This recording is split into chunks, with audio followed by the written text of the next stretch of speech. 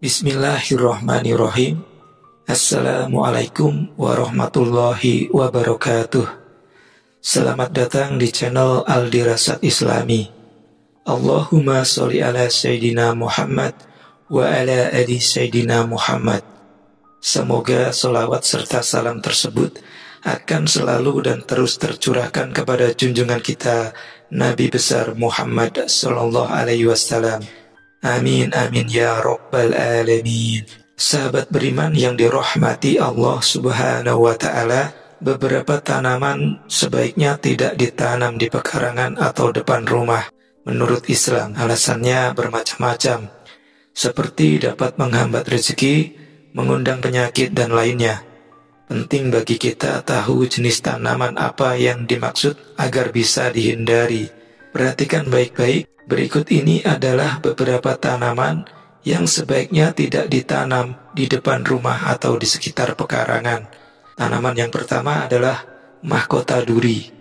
Jangan menanam tanaman mahkota duri di depan rumah atau di sekitar, karena punya duri tajam yang berbahaya bagi orang di sekitarnya.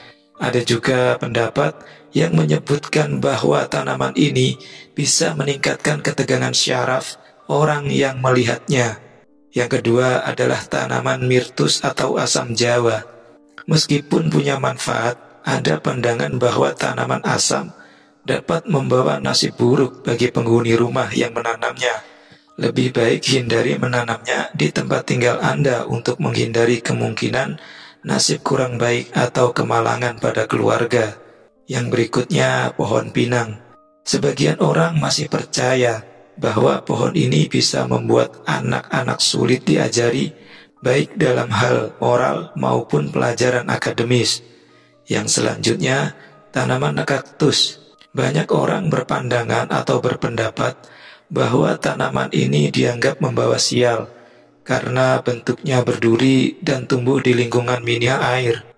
Perlu diketahui juga, saat musim panas, kaktus dapat tumbuh di kebun atau pekarangan dengan banyak bebatuan dan bisa berkembang baik di tanah yang kering dan kurang lembab. Yang selanjutnya, pohon kapas.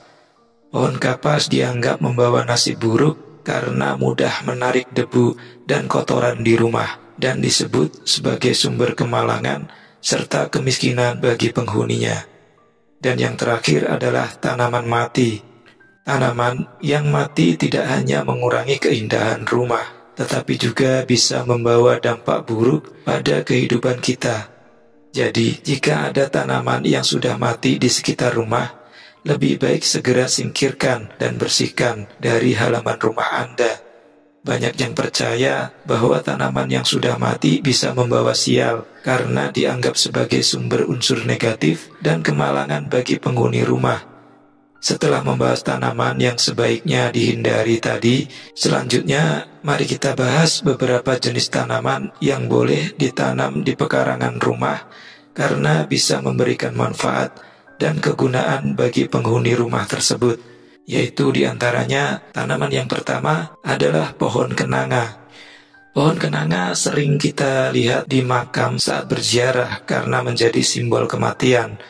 Namun selain itu, pohon bunga kenanga dipercaya oleh banyak orang efektif dapat menangkal ilmu hitam seperti guna-guna, teluh, sihir, dan energi negatif yang bisa membuat penghuninya tidak betah atau bahkan terancam. Yang kedua, pohon talas besar atau talas hitam. Ada yang percaya bahwa tanaman talas hitam bisa mempengaruhi hati seseorang, membuat yang awalnya berniat jahat atau ingin mencuri berubah pikiran dan membatalkan niatnya setelah melihat tanaman tersebut. Tanaman yang selanjutnya adalah tanaman jahe. Ternyata selain sebagai tanaman obat-obatan, jahe juga dipercaya dapat mengusir atau membuat makhluk halus tidak betah berada di lingkungan rumah yang ada tanaman jahe tersebut. Tanaman yang berikutnya adalah pohon kelor. Pohon kelor dikenal sebagai pelindung terbaik karena diyakini bisa melawan ilmu hitam, guna-guna, sihir, teluh, dan bahkan makhluk gaib yang tak terlihat atau tak kasat mata. Kalau ingin menanam sebagai pelindung rumah, tanam pohon kelor di keempat sudut pojok pekarangan agar manfaatnya maksimal. Nah, itu tadi pembahasan kita mengenai macam-macam tanaman yang bermanfaat dan merugikan di sekitar rumah kita. Terlepas dari kebenaran, keberkahan, dan kenyataannya, wallahu a'lam bishawab. Jangan lupa like jika Anda menyukai video ini dan share ke siapa saja yang menurut Anda cocok dan wajib melihat video ini. Akhir kata saya ucapkan banyak terima kasih. Wassalamualaikum warahmatullahi wabarakatuh.